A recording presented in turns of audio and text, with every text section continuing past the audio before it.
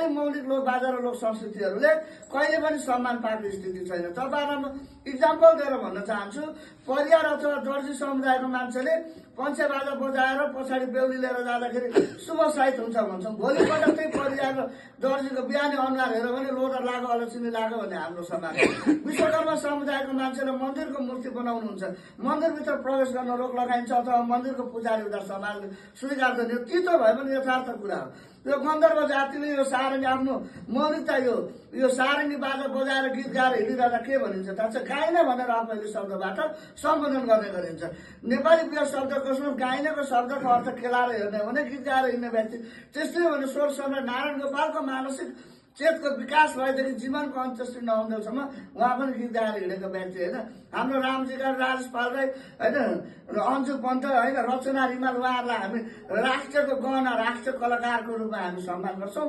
जसले मौलिकता जान्छ उसलाई हामी अवहेलना गर्छौँ। त्यो भनेको नेपाली मौलिक लोक बाजा र लोक संस्कृतिलाई गरेको अपमान हो। हामीले संरक्षण र समर्थन मात्रै गरेर हुँदैन, सम्मान गर्न सक्नुपर्छ अनि मात्रै बचाउन सकिन्छ हाम्रो मौलिकता। तपाईँहरूलाई हाम्रो हिमाली व्यक्तिले पनि जसले त्यो डम्फु र मादल बजाएर टुङ्ना बजाएर गुजरा चलाउँछ त्यसलाई समाजको सबैभन्दा तल्लो स्तरको रूपमा हेरिन्छ। हामीले मध्य प्रदेशमा पनि त्यहाँ भाषिक समस्या भयो होला, तर हामीले उठाएका कुराहरू त्यहाँनिर पनि सबै पालिकाले एकदमै राम्रो समर्थन गर्नु।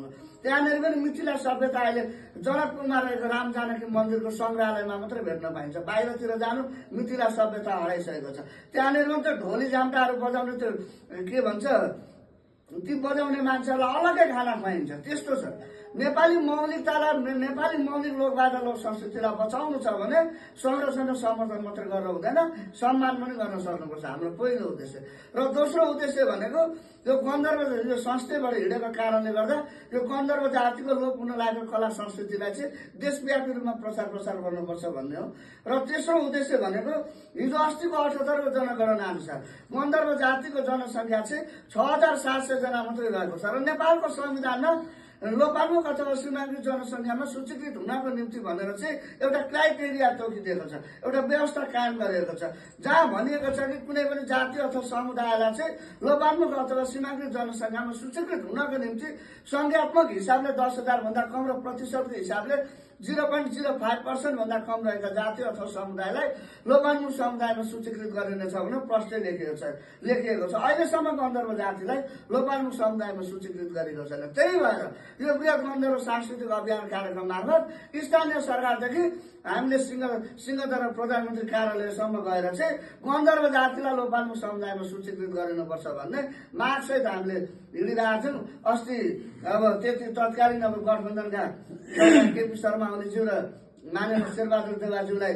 राखेर गरेको थियौँ। उहाँले प्रतिबद्धता व्यक्त गर्नुभएको थियो। यो संविधान संशोधनको क्रममा गन्धर्व जाति र बाँकी समुदायलाई लोपामुख समुदायमा सूचीकृत गर्ने तयारी छ भन्दै हुनु त जेनजी आन्दोलन भयो। त्यस पछाडि अब आउने चुनावी सरकारले के गर्छ भएन भने फेरि पनि एकचोटि हामी जाने नै छौँ। र चौथो उद्देश्य भनेको हामीले नेपालको एकमात्र ठुलो गन्धर्व साङ्गीतिक सङ्ग्रहालय होमस्टे सहित साङ्गीतिक सङ्ग्रहालय निर्माणाधीन अवस्थामा रहेका छौँ। त्यो गन्धर्व साङ्गीतिक सङ्ग्रहालय निर्माणको लागि पनि हामी हिँडिरहेका छौँ, जसको प्रशासनिक भवन हामीले तयार गरेका छौँ। त्यो प्रशासन